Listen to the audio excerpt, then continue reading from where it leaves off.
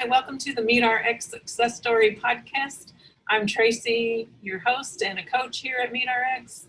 I have a friend with us today, Jenell, and she's going to share with us her journey on the carnivore diet. Hi, Jenell. Hi. Thank you for coming, and I wanted to begin by asking you, what was your life like, your diet, your health conditions prior to coming to a meat-based diet?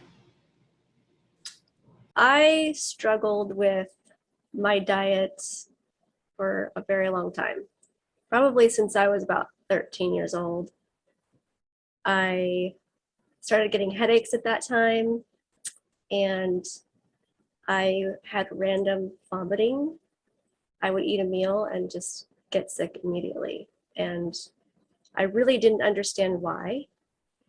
And then I noticed that I had a lot of pain in my belly that I believed was gas, or I'd have digestive upset after eating certain foods. And it was embarrassing and hard. I had to hide the pain that I was in when I was out with my friends. If we went out to get food or were just hanging out, I would just be sweating in pain, having to hide this. And that was just normal. It didn't occur to me that this was not normal. So that was pretty much life for me until about 9 months ago. Yeah. Wow, so it started out when you were 13, is that what you said, or 12? Yes, 13? About 13. Mm-hmm. Wow, yeah. That's really difficult, it sounds like. And it just got worse over the years because I really believed that plants were the answer. And so by the time I was in my 30s, I was completely vegan for about a time, and then at the very end there, before I got really desperate, I was living on juicing. I watched that documentary, Fat, Sick, and Dying, and I was like, okay, this is it. This is the cure. I'm just gonna juice everything. Oh my gosh, I got way worse. About once a week, I would get so sick, I'd had to have my friends pick up my groceries for me or come and watch my kids because I felt like I was so ill. I really felt like I had the flu or something, but it was really just the food. And then there were many times I would look very pregnant because I was so bloated, and I was diagnosed with IBS probably about 4 years ago because I would go to doctors and ask them, after some time, I was like, okay, this can't be normal. Something's going on. And they would look at my diet and think, well, you're not doing anything wrong. They're just like, we'll eat more fiber. And fiber made it worse. So I got really sick of going to doctors and hearing the same thing over and over. So Exactly. I did the juicing thing too. What do you do with all that pulp? Oh my gosh. It's horrible. I never want to feel that way again. Right. Yeah. So yeah, that was life. And then, yeah, I also got into a car accident when I was, let's see, what year was that? About 2007. I got into a car accident, which didn't seem that bad at the time. But as time went on, I realized I probably had a concussion and pretty severe whiplash, but we couldn't afford to see a doctor. So it just became another thing that I added to my discomfort. I had a lot of neck pain. My headaches were horrible. Up until about 3 years ago, I could get through the day, but then it became so bad that I had to sit down every 15 minutes or so because the pain was so bad. And seeing a chiropractor did help a lot with that, but that's an expensive thing to do over the years. And so I had to find a better solution to the pain relief as well. Yeah. Did you have children at that point or before? Yes, I had 3 kids. My youngest is 4. My oldest is 11. And pregnancies weren't too bad. It didn't make the pain worse or my symptoms worse. It just, weight was never an issue for me until after the second one. And then it just felt like I was just swollen, but continually, even after having the baby, I just felt swollen and just kind of sick. Yeah. Oh, wow. That sounds hard. All those years to go through all of that. Yeah. So how did you, I mean, I'm sure you were on a quest to find something to heal your body. Yes. How did you? I was always on a quest. Oh, yes. The juicing even. I mean, the juicing is part of that journey, right? Yes. I just went more and more deeper and deeper into the vegan world. I thought plants have to be the answer. It has to be. And I got more metaphobic in a way. And yeah, there was a time when I was working out an hour a day, every day, and on a really strict diet. I was still in pain and still didn't feel all that well, but I did lose some weight, and that was exciting. But that was not sustainable. I couldn't possibly just keep doing that. So when I stopped working out and gave that up, can you still hear me? Yes, I can. Oh, okay, my video froze. But when I stopped doing that, I just put the weight slowly right back on and felt worse than ever. And yeah, that was, I tried really hard. And Yeah. I was just perplexed. I had no idea why I couldn't feel better. And it just became one of those things where I thought, okay, well, this is just my life now. I'm just going to be in pain and I'm going to feel bad. And I'm just,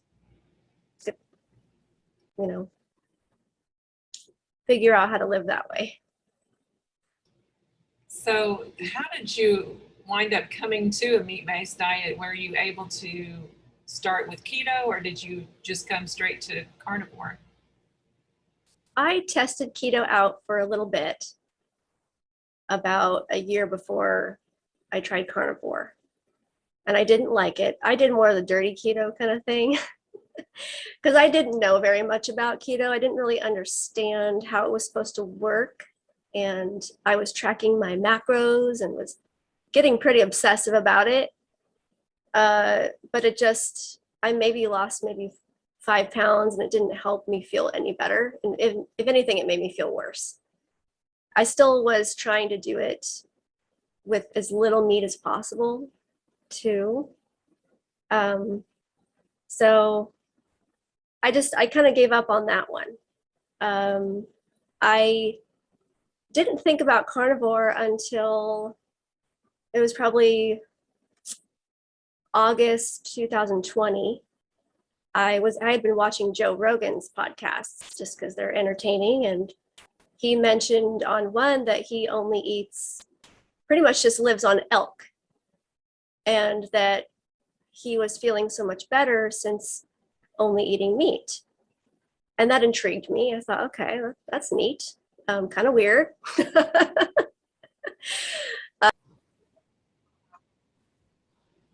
Okay, so you watched the Joe Rogan show and he mostly ate elk. Yes, he mentioned that he was only eating elk and that he was feeling a lot better eating that way, and that he was doing the carnivore diet. And I just kept getting more and more intrigued by this idea because for me, I was in that desperate mode where I was willing to try anything, even if it went against all my beliefs. So he kept mentioning how great he felt on carnivore. And he had ShawnBaker on the show, and he had other pro-carnivore doctors on the show. And the more I listened to that, the more I wanted to try it, especially when he started talking about it helping him with his inflammatory diseases.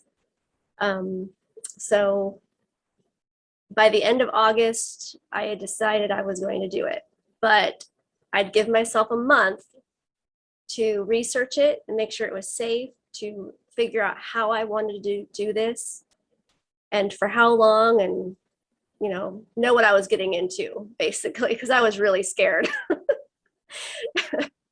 So all of September I spent researching and planning, and my birthday was the 28th of December, and the day after that I was going to start the diet. So yeah.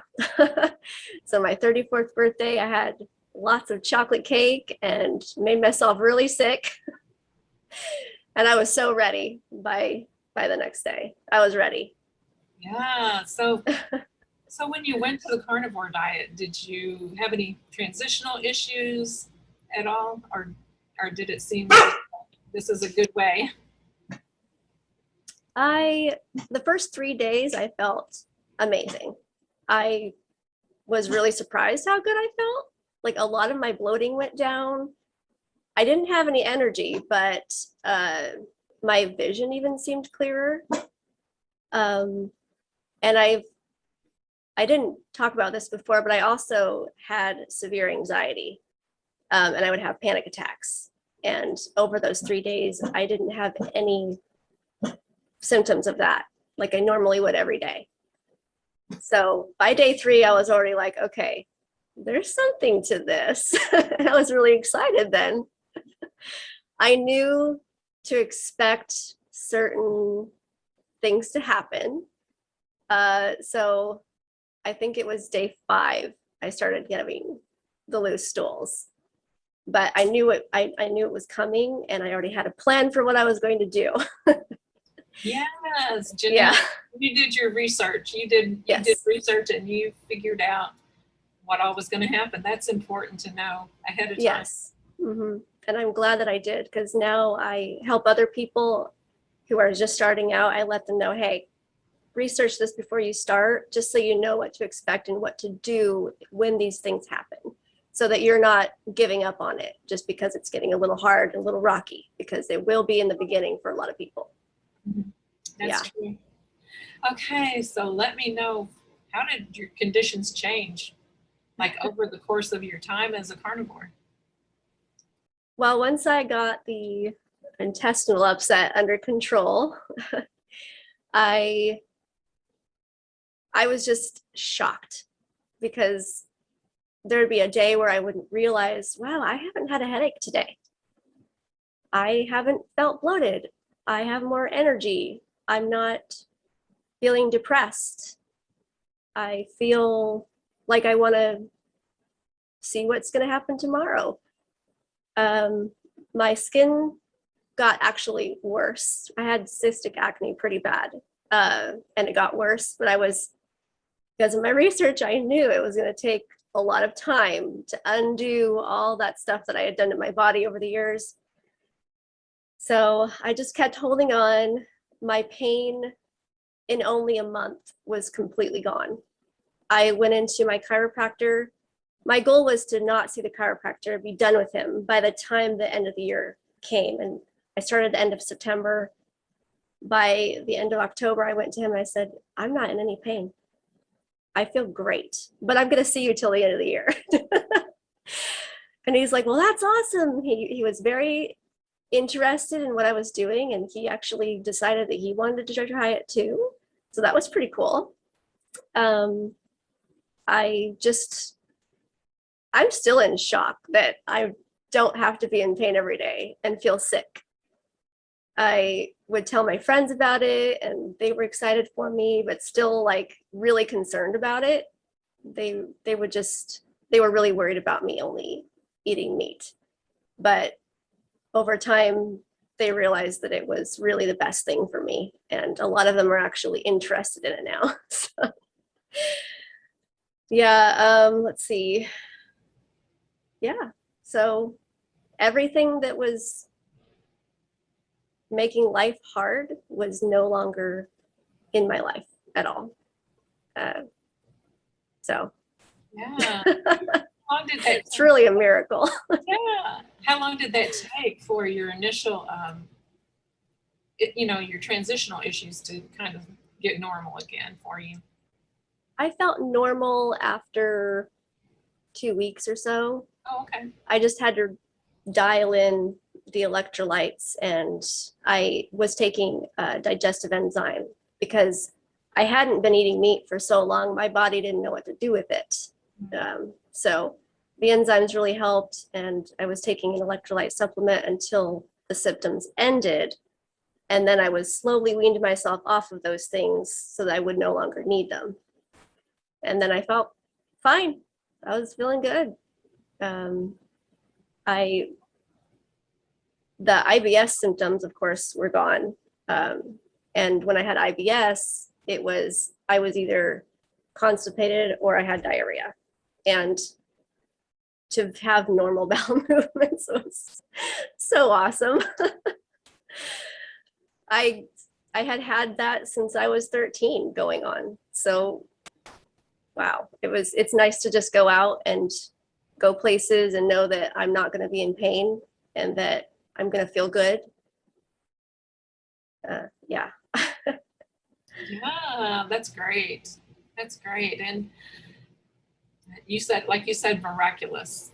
Many times it seems miraculous, especially for the amount of time that you had that going on in your life from your young age. You look still very, very young to me. Thank you. And you look great. You look like you feel great. Yes, I do. Oh, good. So can you tell me like what you eat in a typical day? Do you include dairy? Do you include coffee, tea, any of those kinds of things? I always start my day with a coffee. I am thinking about giving that one up, but it's become my routine. So I'll have to figure out a way to replace that routine. And I have cream in just heavy cream in my coffee in the mornings. That sustains me for a few hours until I'm ready to have my big lunch. Lately, it's been about a half a pound of burger, like in a burger form. And then I fry 2 eggs over that. Sometimes I put some brie on it. That's a delicious lunch. And then for dinner, I usually have just an array of things. I will cook pork shoulder or a roast, steak, ground beef. Last night I had salmon. Just eat lots of a really big dinner. And then I feel good. I sleep good. That's another thing I didn't mention is that I always had a hard time sleeping because I would be in pain. I would just lay in bed sweating and just feel awful and just be in so much pain. But now I lay down and just go to sleep and I sleep good. So, yep, it's simple. I don't have to chop anything or do a lot of meal planning or think about how I'm going to cook this and that and what's going to go together. Just buy meat, cook it, and eat it. Yeah, awesome. Yeah. I love the simplicity too, and cleanup is not that bad either.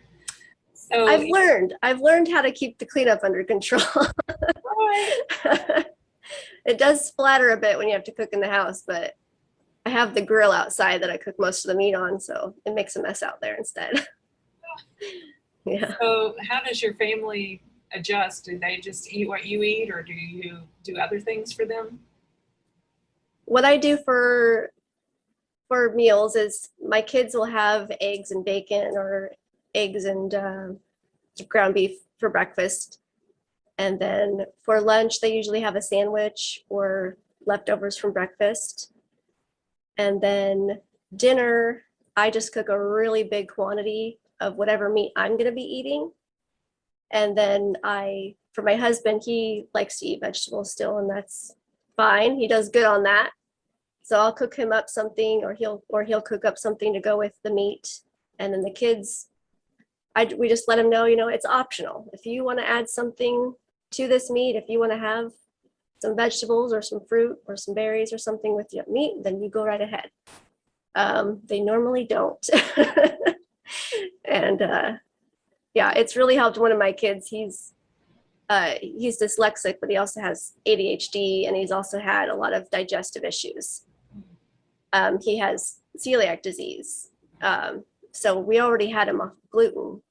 But since I became carnivore and he's been pretty much carnivore, he doesn't have the stomach pain anymore. He feels a lot better. He has a better attitude, and his learning capabilities are much greater. So it's helped him as well. So Wow, that's so yeah. awesome. I love hearing that. And they love the meat, evidently, because you said they don't really go for other stuff as much either after that. Not really. They still snack on like nuts and things sometimes, and but as long as it's not bothering them, and that's their choice. Yeah. So, mhm. Well, that is so neat, Jenell. I love hearing your success, your miraculous success, and that of your family too. It's wonderful to hear. I'm so happy for you, and I appreciate you so much coming to share your journey with us. I know it'll help many people. Yeah, I want to go in the mountains and shout it. Like I just want everyone to know about this who's struggling like I was, or struggling with anything. Just try it. At least try it. It's not going to hurt you. And if it doesn't work, it doesn't work. But if it does work, it's going to change your life. So yeah. Yes. It's hard to contain it and not just tell everybody about it all the time. Yes, you sound so passionate, but it just kind of happens to people after they see the success that they can have by eating a proper human diet. So Yeah. it's awesome. Yeah. Well, I hope you have a great evening, and I thank you again for coming. Thank you so much. You're welcome. Bye-bye. Bye.